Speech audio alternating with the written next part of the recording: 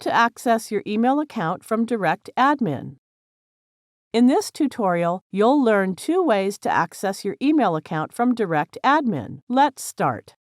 We assume you have already logged into your DirectAdmin account. Now click this email account's icon. It displays the list of email accounts here. Click the Sign In to Webmail icon of the particular email account you wish to access.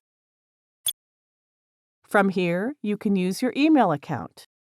Now let's go back to the main page of DirectAdmin and learn the second method to access email accounts. Scroll down to the Extra Features section and click Webmail Round Cube icon. Unlike the first method, we can only access our default DirectAdmin email account from here. Now enter the username and password of your default email account and click Login button.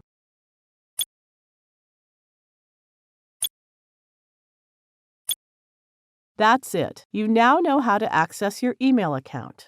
Thank you for watching.